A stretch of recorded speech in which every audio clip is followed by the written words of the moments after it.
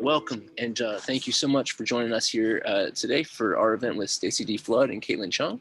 This is an event for Stacy's book, The Salt Fields, and also Caitlin has a book also just out, both from Lanternfish Press. Caitlin's book is Ship of Fates. My name is Evan Karp. I am the events manager for Booksmith. We're an independent bookstore and a mainstay of San Francisco's Haight-Ashbury district since 1976. Originally from Buffalo and currently living in Seattle, Stacy D. Flood's work has been published and performed nationally, as well as in the Puget Sound area.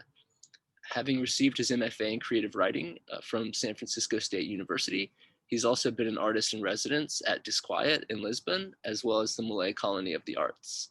In addition, he is the recipient of the Gregory Capasso Award in Fiction from the University at Buffalo, along with the Getty Fellowship to the Squaw Valley Community of Writers. And Caitlin Chung has lived in the Bay Area her whole life. She's a teacher and expert eavesdropper, a fan of infomercials, and is known to be a supporter of superstitions. She has on many occasions been justly accused of being a Luddite. She lives in Oakland with her husband and their cat, and Ship of Fates is her first book. I know we're in for a treat tonight. Stacy and Caitlin, thank you both for being here, and congratulations both on your books. Welcome, everybody. Thank you. Thanks, Evan. Yeah, appreciate it. And thank you, Booksmith. And you, Stacy, I'm so excited to be here with you tonight. Same here. Yeah, it's going to be fantastic. So thank you so much for doing this and going on this journey with me. Our last event was bright and early, so it's kind of nice to have. Yeah, it's a nice change. Exactly. We did a brunch event, which was brunch on the East Coast. And yes. Very early for us. Yeah, it was like 9 a.m. for us. So it was a little bit early for brunch, and especially a little bit early for a little libation at that time period as well. So I've learned a lesson on that one. But it was a lot of fun. A great discussion, a great having a chance to talk to some other Lanternfish artists as well, and I definitely encourage everyone to check them out. Well, we're here to talk about the salt field. I think every time I say the salt field, I'm just going to do that. Please do. Please. It's a beautiful book. Came out March 9th, so it's been almost a couple months. Mm-hmm. What's it been like? The whole experience has been great. It really has. I mean, I think that like there's always that idea, like I think like what I'm not sure what it's going to be, particularly in these times, right? There aren't that many live in-person events that are happening. So how is the whole online Zoom readings or engagement? How has that been? But it's just been overall just a fantastic experience. I mean, I've loved it. Great questions, great participation. It's been just great to really engage in the audiences in this way. And just as well to, of course, think about novellas and think about how we are approaching literature in these new times. Yeah, I'm glad you mentioned novellas because I hear you're teaching a class on them. I am. Yeah, which is so cool. I wish that I could have taken a class on novellas because I feel like it's a really underappreciated form. So much so. I mean, I think that even when I started out, like I've just found out all my favorite books really are novellas. Right? I mean, when I think back about the books that I've read time and again, the books that I go back to, the books that I just take off the shelf just to read a passage of, so many of them are just the novellas, right? Again, it's been the Toni Morrisons, the Nella Larsons. It's been it's just a short novel, the Virginia Woolf, Scott Fitzgerald's, there's the Camus, all those books, even Orwell, right?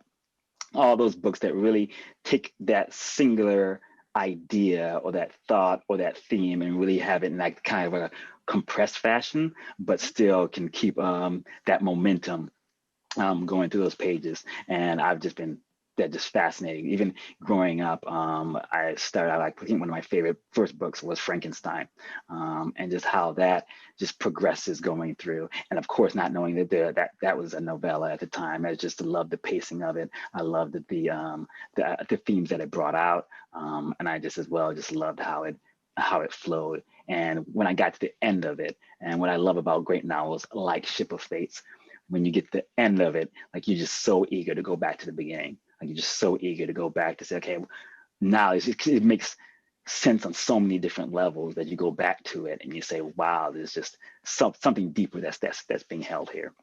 And I want to investigate. So those are the books that really resonated for me, and the novellas that resonated for me as well. Yeah, I have to just throw Gabriel Garcia Marquez in the Yes. novella pile. Yeah, wholeheartedly. I mean, it's in that format, just being able to, again, weave that story, keep everything so compact, and say so much at the same time.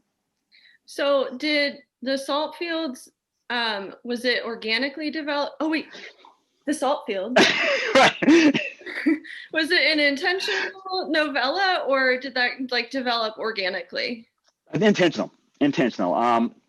I knew with the structure of it that I really didn't want to go much longer. I wanted to keep the pacing, and I wanted to keep the story compact. There are some themes inside there, as well as a tone that I wanted to maintain all the way through. And the novella format just really allowed me to do that.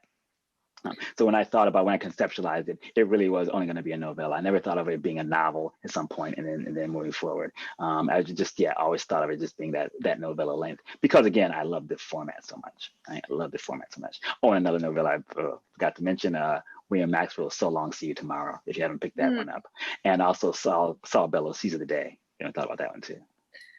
Yeah, and the Shaw, yeah. The Ozick. So again, so many great novellas out there. House on Mango Street, Cisneros. I mean, so many great ones that are out there that you just have to, please pick one up. I think over the course of this conversation, we're gonna just keep dropping. I know. Like, oh yeah, this one. This one. I'm sure I will.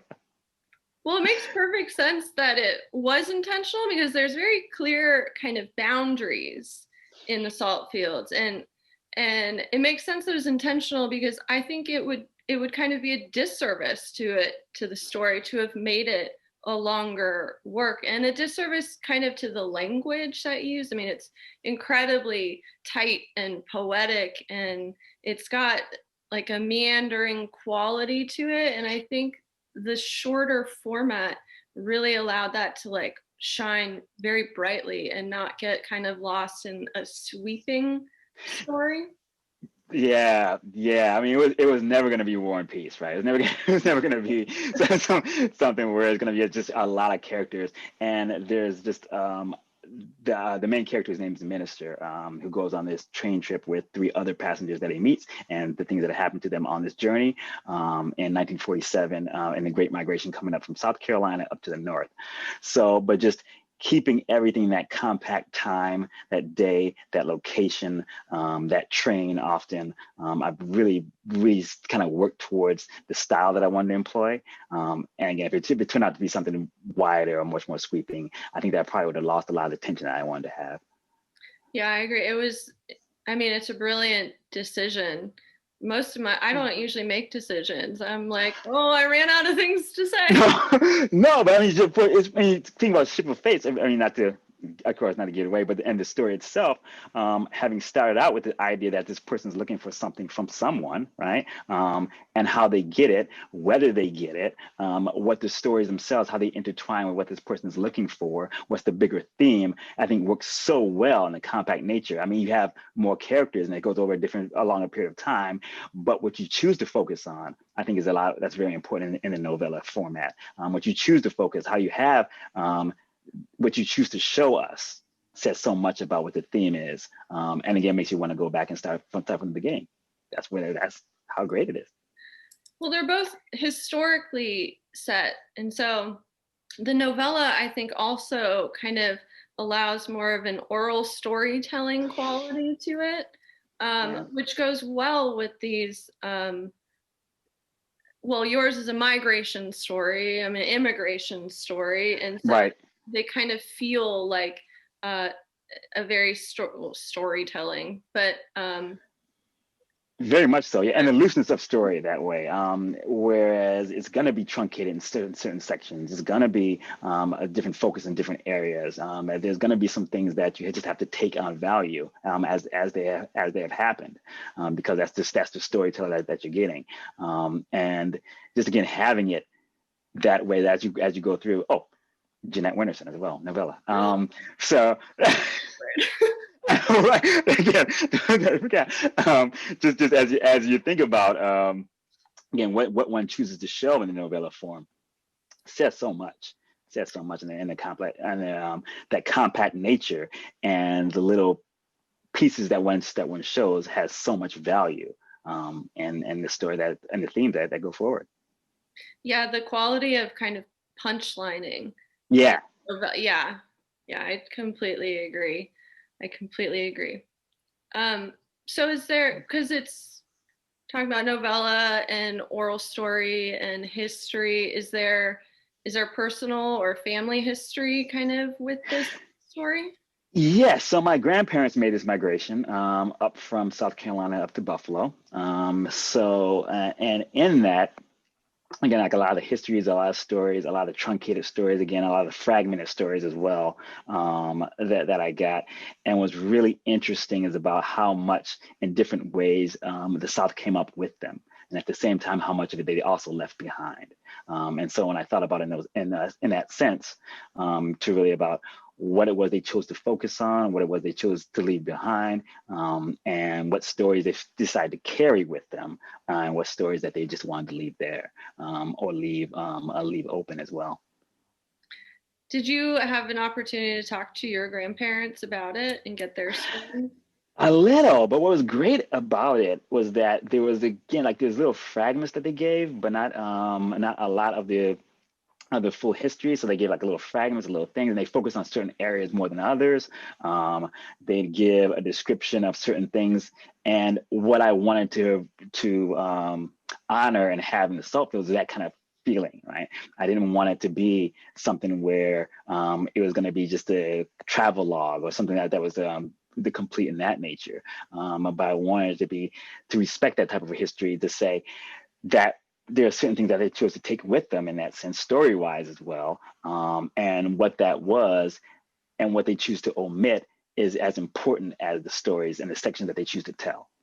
Mm-hmm. And I wanted to make sure that all that came in and came into focus on there too. I love that. What people choose to bring with them. Yeah. That's like famous desert island question. Right.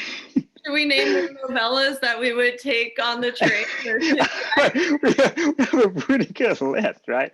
And if there's any author that we mentioned that you're not familiar with, please let us know, because I mean, there's just so many great novellas that if you want to pick them up at Booksmith or other great independent bookstores, there's so many great small ones that are out there too. We're just having a novella love fest. Yeah, why not? I think they're underloved.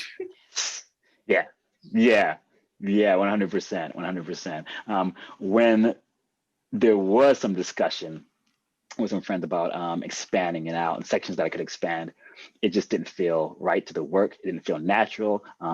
It broke more than it added. In a sense, it broke more the rhythm and the pacing and the story to try to add certain sections or focus a little bit differently on other characters. What we have going through the salt fields is so much, and that's one character's point of view or experience, and how they've interpreted that experience as well, to the point that any other really longer side stories, I think, would probably just have been a derailment.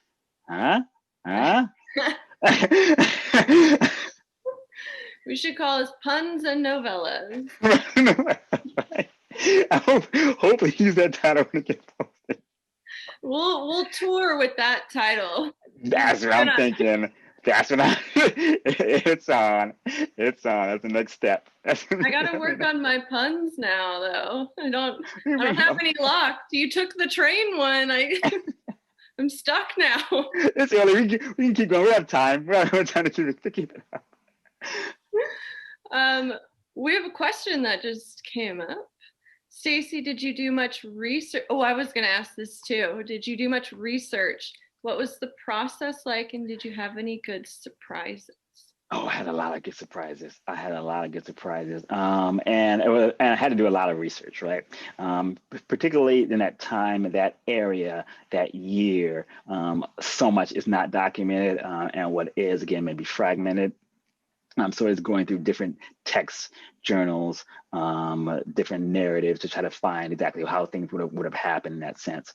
So it really was enjoyable to go through, but just the small things like how much a phone call would cost at that time, little things about like how the train stations operated, all of that was really just interesting to go through. So a lot of the discoveries that I made was a lot of the area itself. I had, when I first started out on this, I had like a visions of how it would be, but having made a trip down there and talk to people down there, there really is a more closed or more a more confined feeling that it had than I originally thought. I was thinking of there being, again, just open broadness, but there really is with all the vegetation and things like that are around there. How just the area itself has its own feeling, has its own is its own character really. And being able to go down there, research a little bit more about the time, trying to bring that out was just a lot of fun. And it was interesting learning about all of that too. Really learning about how all of that would work. Where exactly did you go? I went to one of the islands because it's called Lady Island, and it's one of the South Carolina islands. And what was really interesting about it was, again, that part of the book starts out there, was the marshy areas of it, how you can see some of the islands, how some things may appear as islands, but would just be areas of marsh that were just out in the out on the a little bit further inside the water. So it was really interesting to learn about the area.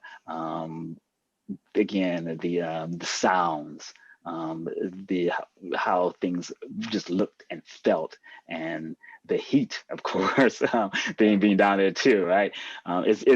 It's different unless when you're there. It really does become something that just is almost its own characterization of the area. So yeah, all of that was really interesting to find out. Just day, how things operated day, what you can hear, night, what you can hear, what you can see, all of that. And then it's just, of course, just being recently, but also taking about learning about narratives about what was happening during that time too, was really important. Did you travel up north? Oh, originally from Buffalo, yeah, but I didn't do the, so I just kind of did the South, and then Buffalo, just the Buffalo area. But yeah, I didn't, and I went to, of course, train museums and things like that, just kind of see what it's like. Cool. Yeah, it was really, it was really cool doing all of that research. And again, a lot of it will come down to maybe a line in the book, maybe half a sentence, right? Maybe a paragraph, but just I wanted to make sure that I had that feeling, that authenticity, as best I could for that time, and make sure that worked well. It got me thinking about when the last time I was on a train, which I think was like in 8th grade Sacramento civics trip. Why? Where were you headed? Where is it? We were going to the Capitol. We took Amtrak from Oakland into Sacramento to go visit the Capitol. That was I think the last and possibly only time I've been on a train. I mean, apart from like amusement park trains. Counts, right? in a sense. But yeah, just those types of trains at the time. Again, what the seating situations would have been like, how packed they were, the anticipation that was palpable, even along with the heat and things like that. So trying to get all of that was something that was really interesting to do. I think there's a lot of kind of romance around a train. There's particularly I think nowadays, because it's such a slower form of travel, so you get to contemplate a little bit more, and you get to think about things, and you get to see the landscape that you're traveling through a little bit more, so you get to understand how the landscape changes, the effects that as going from one location to the next. There's that gradual change that you can see oftentimes. So it's very much that idea of traveling on a train was part of the book, but also just in train travel itself, it kind of holds more anticipation that way, because as you're looking through the window, you're wondering, how close am I to my destination?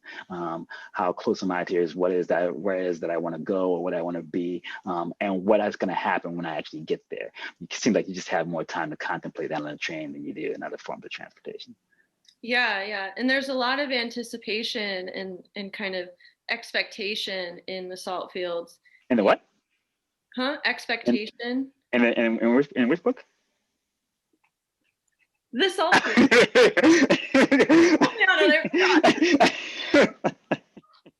Give me those prompts though.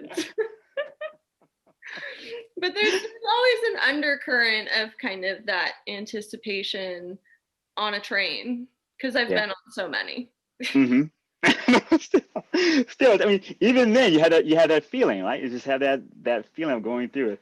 It's, well, one feeling is how long it's going to take, right? And at that time, these trains often did make quite a few stops, and how long they were at each stop could be random. But how long the journey itself was going to take, as well, how close am I again to my destination, and can I determine that from the landscape that I'm seeing, right? Does it feel different? Do I feel further away from where I started? And then in that sense, am I escaping where I'm from enough, and closer towards my hopes and aspirations? Oh, that's beautiful. Well, it feels like a really good time to hear some of the salt fields. And after you read and everybody just basks in the beautiful language, please throw some questions in. Please feel free to throw some questions in. Please do. Yeah, thanks. And so I'll read at the portion where the main character, whose name is Minister, even though he is not one, is actually leaving his house, and then he gets on the train, and then when the train departs. Yeah, so I'll begin. I wore my best pinstripe suit to the railway station, with the same chestnut and white two-tone spats that I wore to my graduation and wedding. In the front breast pocket, I placed a small photograph of my daughter, crumpled at the edges, creased across the middle. I hadn't realized how much weight I had lost until I wrapped that suit around me and tied a loose half-Windsor knot into my tie. The suit itself was fawn in color, linen, with cloud-white pinstripes, totally wrong for my complexion, I had been told. But it was comfortable, and for me it represented the chrysalis from which I was to emerge. Once I descended the 3 stairs from the front porch to the concrete walkway, the other steps came quickly. I meant to turn around for one last look, but by the time I thought to do so, I was over a block away and couldn't see the house anymore. From there I kept walking, past sunflowers, fields of wilted grass, bales of autumn hay, even the Richardson property, without breaking stride. The farther I walked, the more the colors around me softened. By now, though, most of the farms were little more than sand and rotting plywood. The only voices were cicadas that fell silent as I approached and began their whispers again when I had passed. At the edge of my vision, I saw the well. The police had warned us not to use the water for a few days after they removed my daughter's body because sometimes a body can contaminate the supply. Sometimes some of the skin stays behind. The emptiness in my suit allowed for a degree of cushioning against the sun, My heels scraped against the bone-pale, dead-white dust and loose rocks, and for the first time in my life, I couldn't find a rhythm to my steps. I didn't whistle, nor hum, and my voice dried, my throat grew parched, and that was okay with me, since I couldn't find a single reason why I'd ever need to speak again. For those I left behind, I knew my voice was already a memory, and I knew that this place, my home, would forget about the rest of me as soon as my shoes left the pebbles beneath them. Even when I was a child, trains never held much fascination for me. And as an adult, I never bought into the romance or mysticism that said that they could take me to a utopia beyond my current vision. I just needed one to take me to someplace slightly better, far away, where I could try to forget the rest of myself and replace it with whatever was around me. The railway station was obscured by swirls of dry afternoon and glazed sunlight. Each of us collected there that morning, young and old alike, had a vision of the North as some sort of paradise, so we were dressed accordingly. Yet all the people, even whites, held a sense of regret on their faces, as if this quest for a new life signified a failure in or desertion of their old. Handkerchiefs wiped foreheads and were held in front of mouths as suitcases were carried inside. People squinted towards the sun for a heavenly answer as to why they were being roasted on what might be their last day in South Carolina. Young men smoked cigarettes. Old white men patrolled the entrance, looking for sharecroppers to stop and harass, but once my eyes met theirs, they let me pass freely enough. I was less important to them than even I imagined. Tap dancers, some younger than my lost child, shuffled for change or ceremony. Romanesque pillars stood in the front of the main whites-only entrance, freshly painted, with flecks of dirt caught on the ridges carved to look classical and permanent. The color entrance was along the side of the station, closer to the actual tracks, where the paint chipped and exposed the pine flesh beneath. There was a single common platform, dense with sweat and anticipation. I tucked my suitcase under my arm and presented my ticket to the porter, a stout, dark man who lived in one of the adjoining cities and whose cousin once owned the local pharmacy. We didn't acknowledge each other, though, as if already I was distant and transformed into someone new, someone he didn't recognize. As crowded as the bench was, I was able to squeeze onto the edge and, like the rest of the occupants, turned my head expectantly toward the direction in which the train would arrive. Although I held no admiration for the machines themselves, what I've always liked about train tracks is the way they could converge on the horizon and give the impression that someday, inevitably, pleasantly, the future will come to a fixed point, a sharp, metallic conclusion. They give the illusion that whatever is lost can easily be replaced by distance. In less than an hour, that horizon was broken by a tall, thin cloud of smoke. Children in tall, thin socks and patent leather shoes, polished enough to show perfect reflections of the families around them, raced to the edge of the platform for a closer look. As the lone black dot neared, adults began gathering their belongings. Rather than a grinding, we heard a squeaking of metal and a crunching of sand. Rather than anticipation, there was a feeling of resolve. When I looked toward the front of the station platform, I saw a young white woman. She didn't appear older than 17, sitting still on a cast iron bench amongst the commotion. Even though she was visibly pregnant, no one helped her. And when another porter tried, she ignored him and instead squinted forward, away from the train, into nothingness, waiting. I turned my glance downward. By the time the dawn lightning rolled into the station, I'd mopped the sweat from my neck, brow, and palms, and had counted the splintering planks on the platform floor at least a dozen times. I counted the nails which attached them at least a dozen more. Atop the plank closest to me, a maelstrom of ants circled something invisible. People rose and stood in line to board. I stayed on the bench a moment longer, watching pigtails bounce above the bright, wide eyes of small children excited for their longtime dream of a train ride to come true. Their mothers and fathers followed in thick shawls worn over summer dresses and suit coats over frayed suspenders or coveralls, moth-eaten, too heavy for the hot weather, but the easiest way to transport what one owned. When I looked for the young pregnant woman, she was gone. Only then did I board the train myself. Perhaps I should have waited a little longer. When I entered my appointed car, the aisles were still crowded with travelers waiting for others to make a decision. Baggage was stacked to the sides and around us, as if taking priority over the passengers. I searched for familiar faces, not expecting or finding any, and then took the nearest seat available, on the aisle, facing the rest of the car in the back of the train, so that I could only see where I'd been, which was fine, since I really didn't care where I was headed, and placed my suitcase in my lap. I imagined others were watching me, but they weren't. Somewhere a baby cried and was silenced. Across the Pullman coach, in a window seat, sat a small boy, haircut close to the scalp, with a suitcase in his lap and a crinkled newspaper open to the comics section. He didn't acknowledge anyone at all, only stared out the window as if longing for home. This container was my world for now, and beyond its walls, there was a well I wanted to forget. I sank into the thin upholstery as much as I could, breathing the stifling air as slowly as possible, savoring my share. I wanted to ease into sleep and dream another life until I arrived at a location where I could actually build one.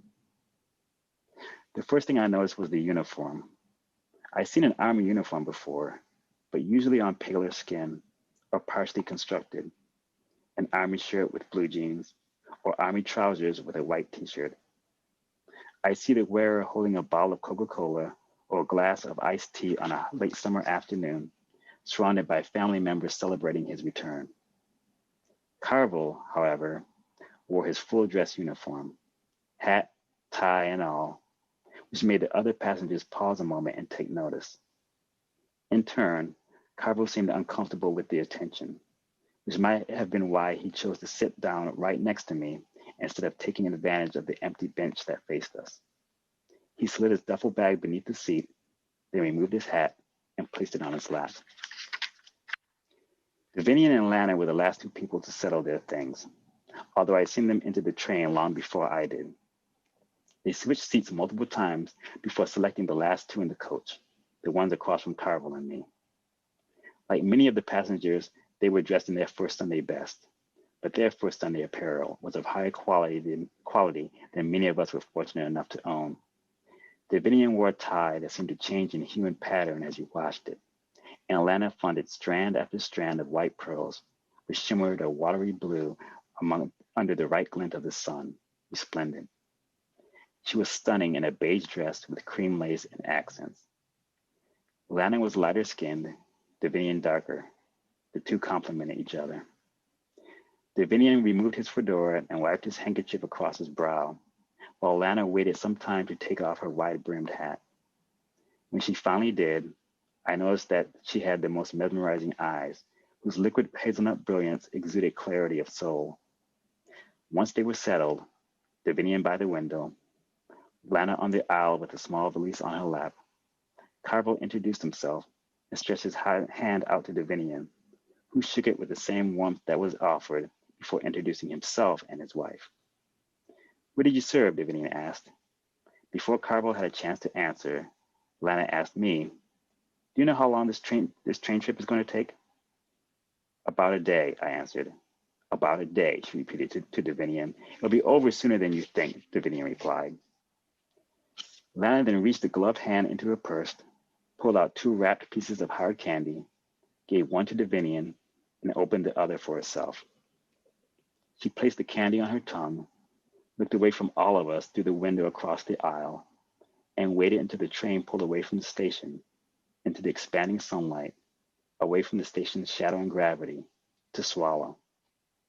I looked out the same window, towards the shrieking platform, curious as to what interested her so much, because all I saw was a chaos of insects and ash and tin cans filled with tobacco spittle resting in the sun.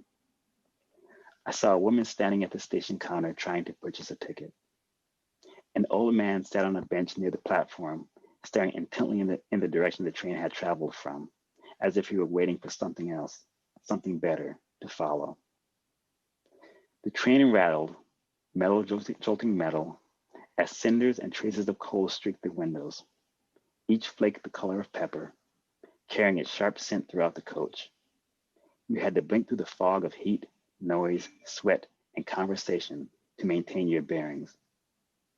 Unlike Davinian, I wiped my brow with the back of my hand for fear that my handkerchief would never dry.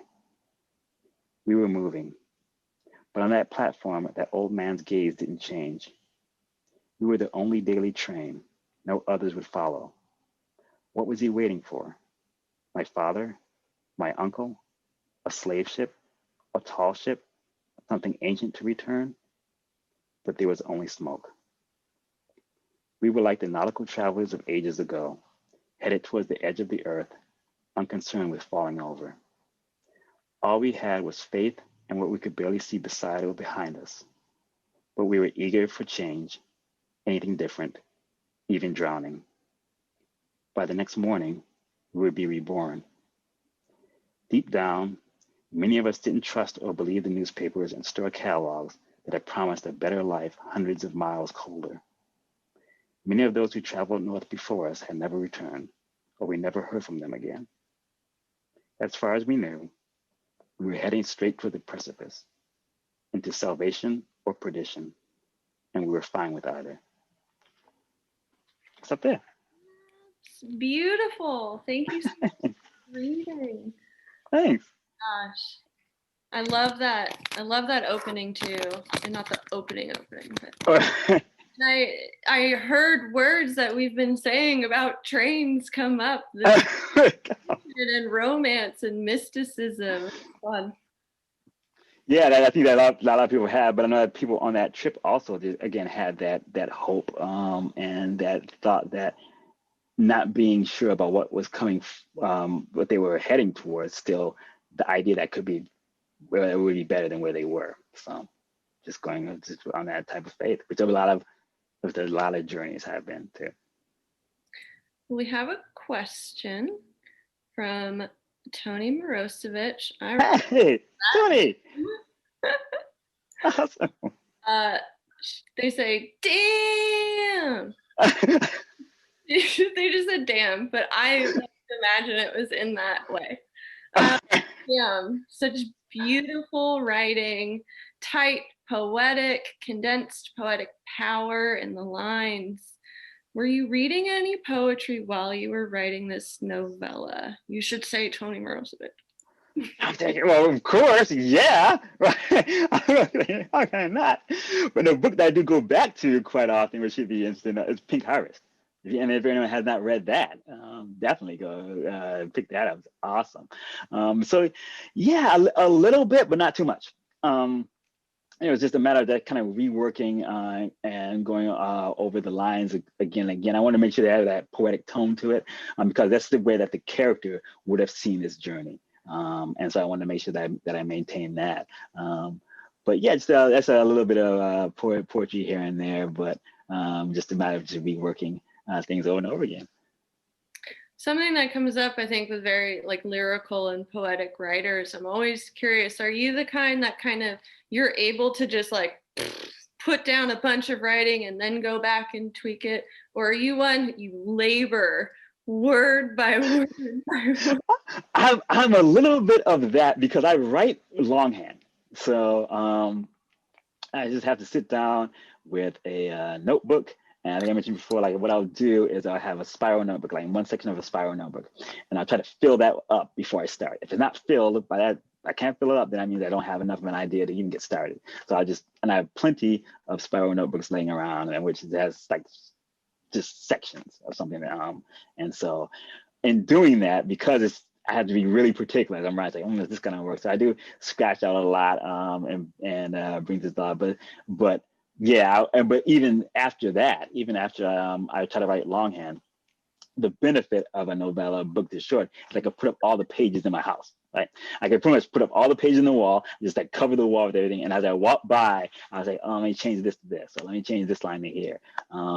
And I could kind of see the flow and kind of see how things worked as one complete piece. Again, it's much more difficult to do with Anna Karenina, or a little bit more difficult to do with War and Peace or Dr. Zhivago, but still, it was a benefit of something like this, of this size, that I was able to do that. Be quite a house if you could put Anna Karenina on the wall. Yeah. I want that house. I would get lost with it. And then I would take down all of the Anna Karenina. So you hand wrote this whole thing? I hand wrote a lot of it. So a lot of it was handwritten. And then when I had a draft down, then I went back and revised. And then I printed it out, and I would do so many printouts. I print it out, I change one section, print out again, and another section, print out again, getting sure that the pages, everything kind of flowed as I wanted to. There were sections that didn't make it into versions that I'm glad didn't, right? Because there's some things I was like, even in that process, there's some sections that you fall in love with that make no sense. But you're like, oh, well, I guess I just really like that one portion about the fish. So yeah, I was like, I don't know why that's in there. But yeah, even with all of that, yeah, I try to do a lot of it longhand. I try to, and even the one I'm currently working on, it's a lot of longhand.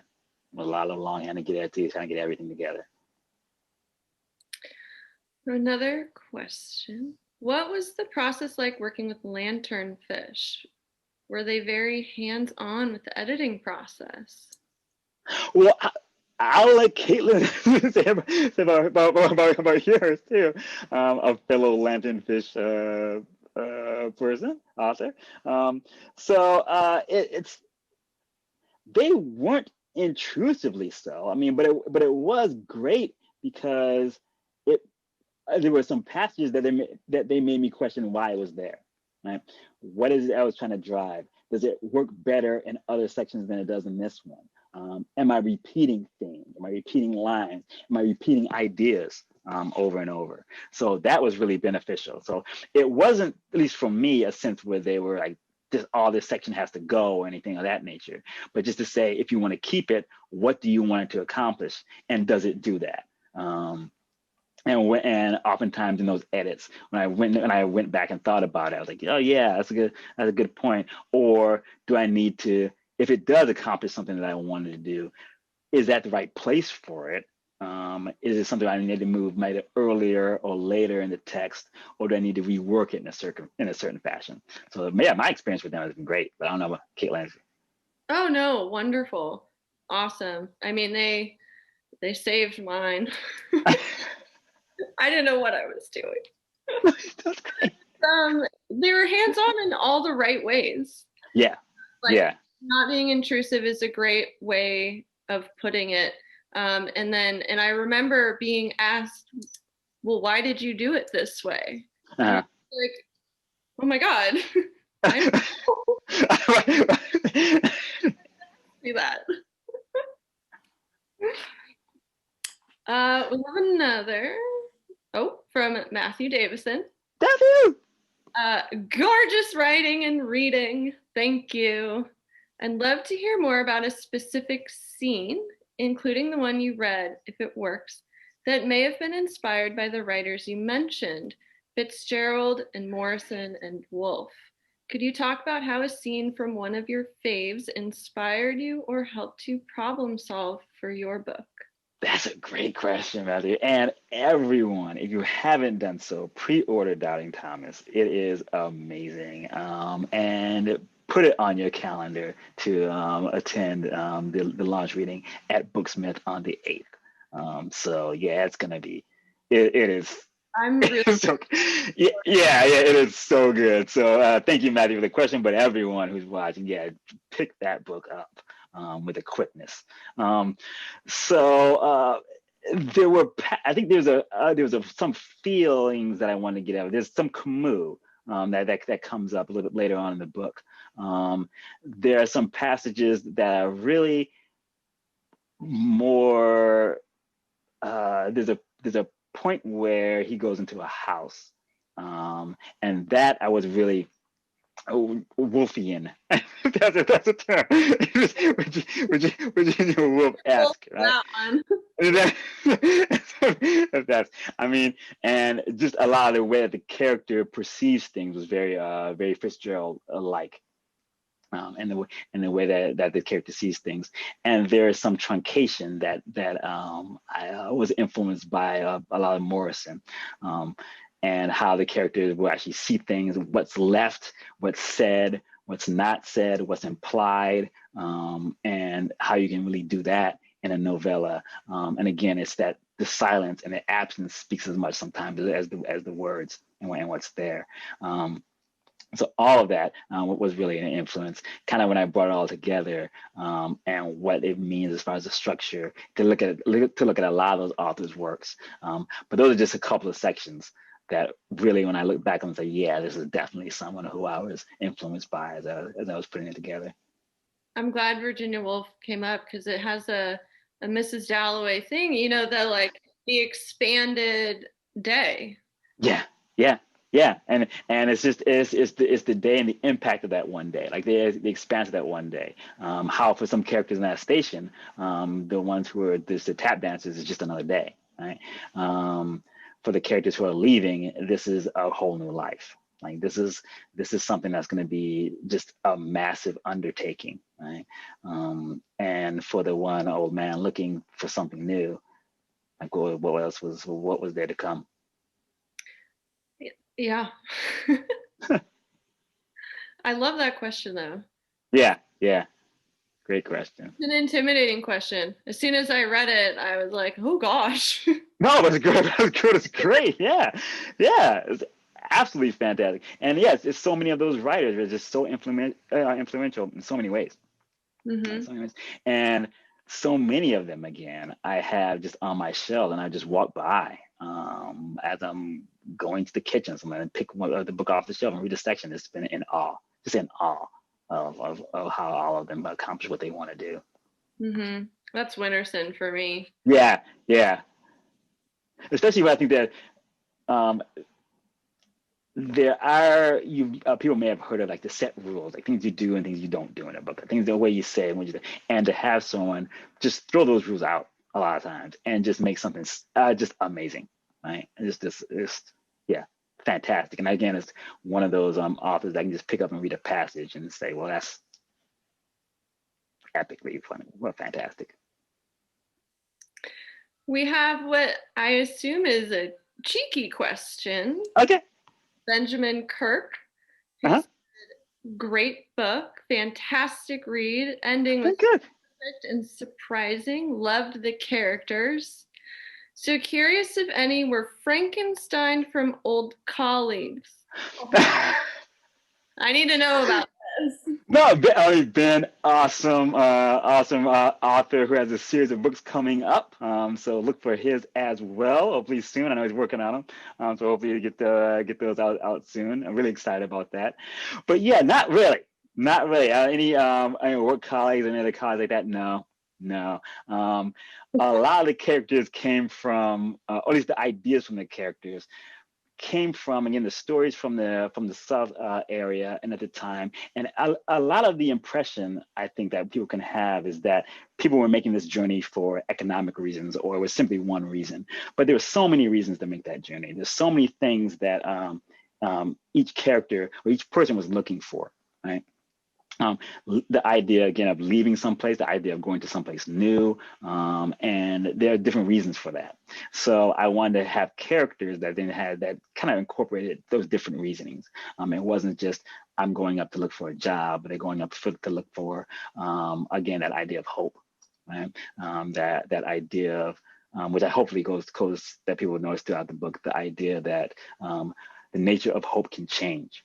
Right. As you go further on your journey, what you believe as being a success can change as you're going through. But then there's that again, also that constant hope, that constant idea that whatever changes are to come will be better or different or can enhance what's come before.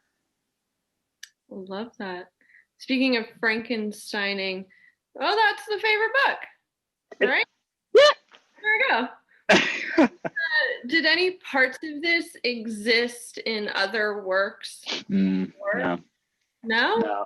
No, I've done that on like plays and things like that, but not for this. Not for this. This has been very different from the other things. I think maybe remember some of the other things that I wrote in class. We were in class together, but it's very different. Yeah, this one has been something that's been different. So when I thought of a section for it, it's kind of unique for this. But yeah, I'm not against doing that, taking sections from other books or other stories, anything like that, and putting them in. Oh yeah, I've done it. Colleagues. Not colleagues, but from others.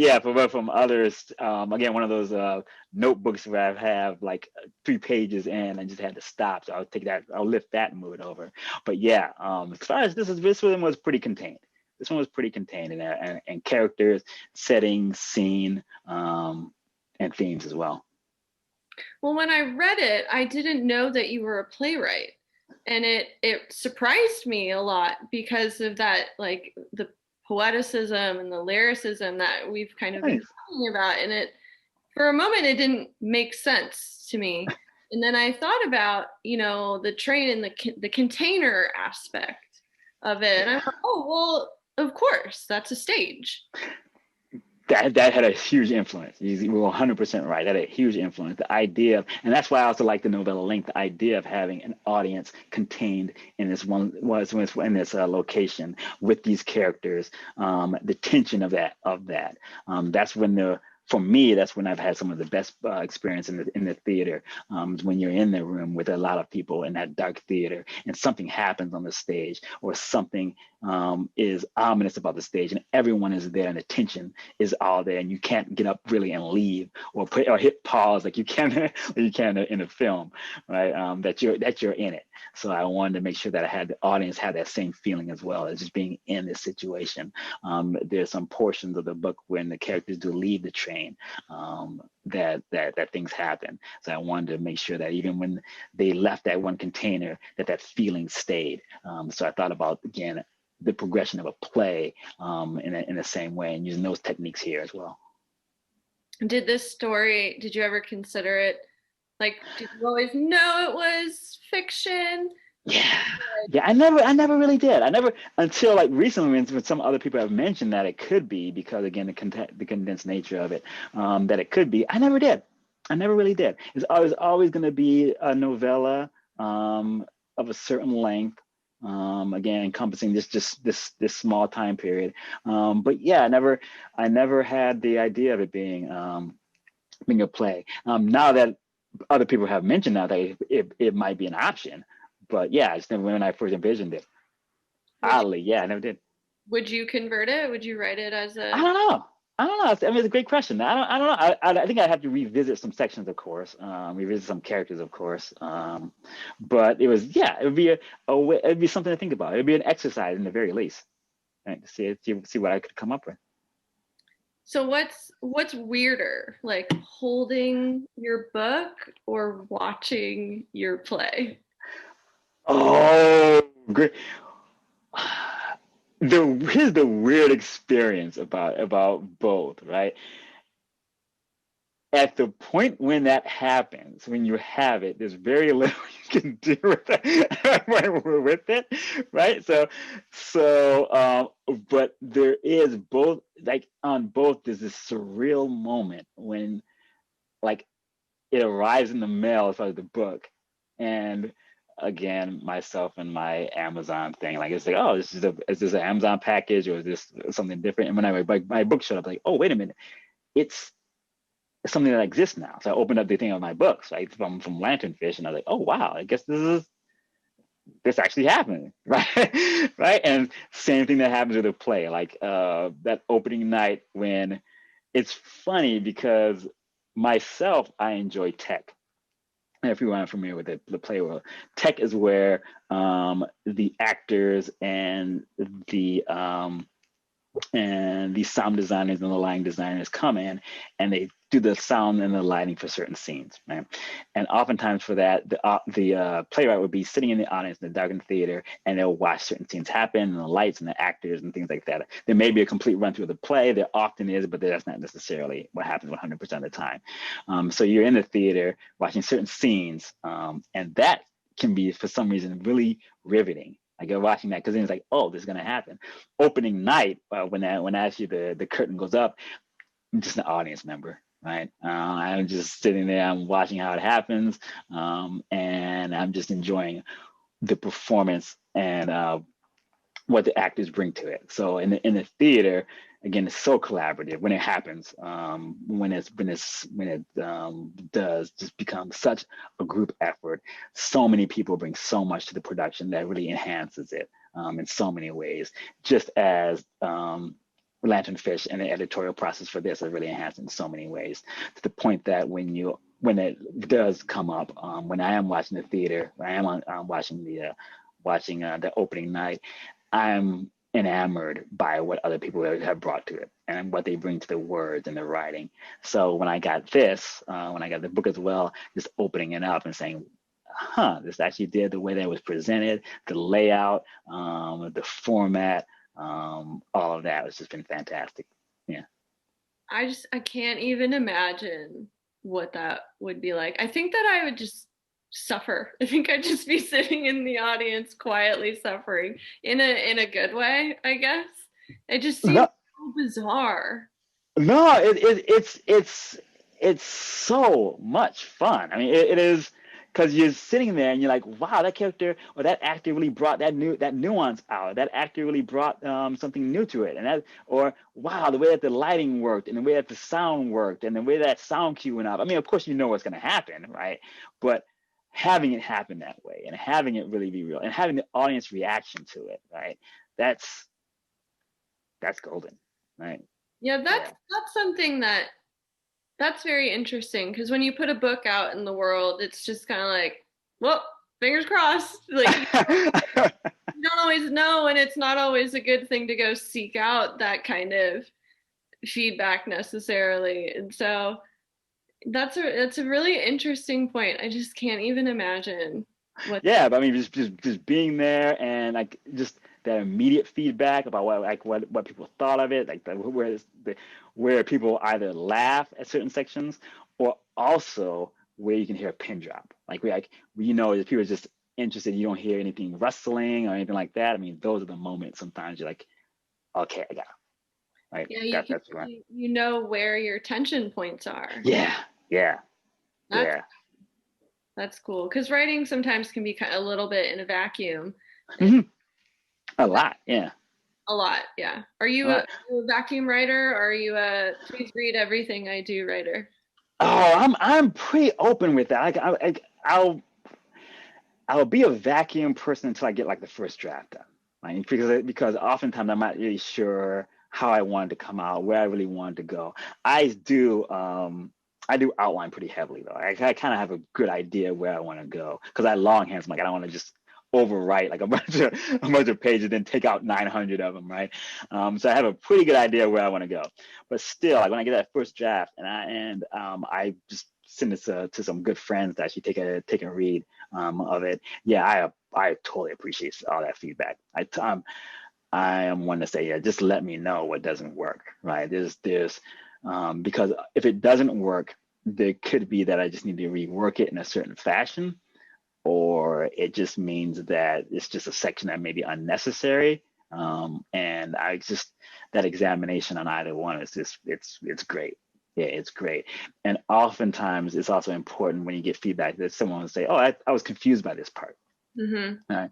And those times often I try not to explain, only in the sense that if they're confused, either I'm not bringing it out correctly or enough, or there's a better way for me to do it, or there's some, because again, with the medium of it, you can't just call up every person. Here's what I meant by this passage, right?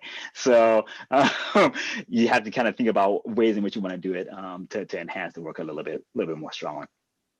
Said like a guy who's been in a workshop or two. Yeah, no, right? Just a couple, but I kind of miss like workshop class. I miss when that breakthrough that happens, either when you're reading someone else's work or they're reading yours. And I miss that community of everyone trying to get it better, right? I'm not saying that always happened 100% of the time, but when it did happen, when you're like, okay, this is the way in which we think that we can actually strengthen this, or there's an understanding of what the author wants to do or is trying to do, and how can we help the author get there? Yeah, I love those moments. I miss. We'll do puns, novellas, workshop. That'll be the whole. That'd be the whole. Done. Before it goes off the rails. Are we talking about the salt field? Oh goodness. We have one more question from Otto. Did you consider other titles for the book? Did you title?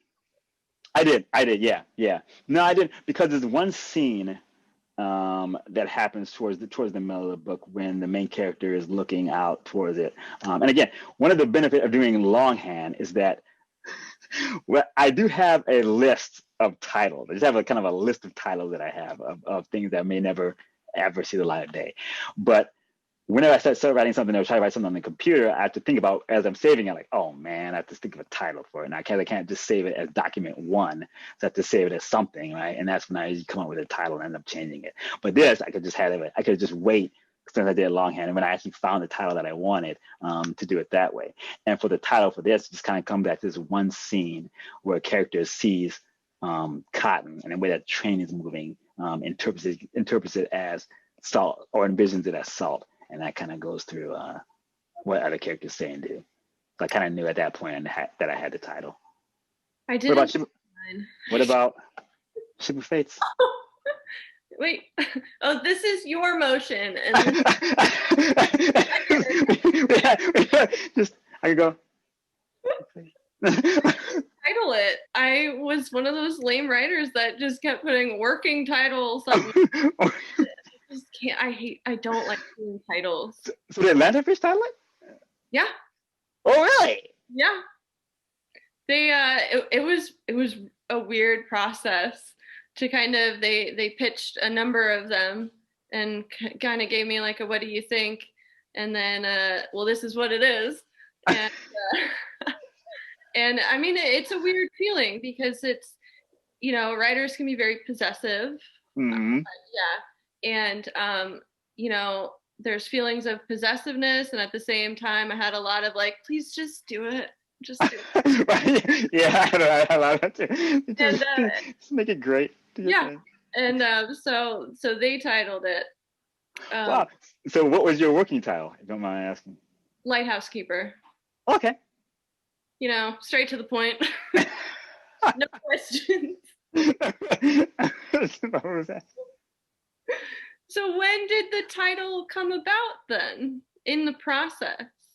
Oh, towards the middle, I'd say. I had the idea. I had everything listed.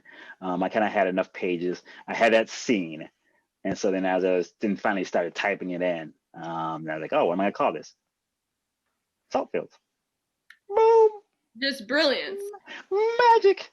That was it.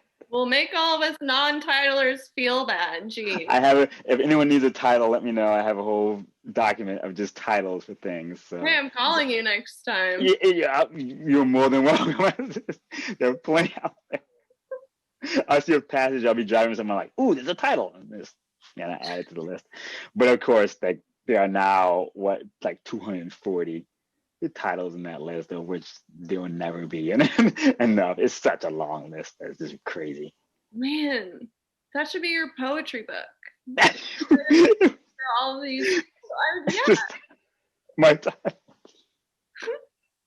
That'd be a cool conceit for a poetry book. Like, yeah, just mine. Just a list of books I didn't write. That's the books I didn't write. This one's gonna be awesome. But I did it. If I got to it, it would have been fantastic. Your mind just thinks in like 4 words of brilliance at a time. That's how you need. That's all you need. Just those 4 words, like boom. 4 words and call closer. Like the rest of it, yeah, I don't need the rest of it. Just go with the title. The day of writing for Stacy Flood. 4 words. Up. Done. Done. Yeah. Wow. Whew. Done my work. Done my work for the day. Well, that was our last question. Is there anything else you wanna say? You wanna talk about? Well, no. Thank you as well. Thank you, Booksmith. Thank you, Evan. Thank you, everyone who had a chance to attend. As we bring this ship into port. Oh, I'm telling you, I gotta tell you. You're on it. Keep going. Keep going. You gotta go right back to titles now. You're flowing. But again, thank you, everyone. Appreciate it. It's been fantastic. So thank you. Thank you both. This has been delightful. You're both delightful, and congratulations on the book, Stacy, and also Caitlin on your book as well. If you don't have the books, just beneath the video, click through, get them for everyone you know, and get them from us, from Booksmith. Thank you, and take care, everybody. Hope to see you soon in person, soon-ish. But until then, hope to see you here as well. Have a good night. Thank you, everyone. Bye, everyone.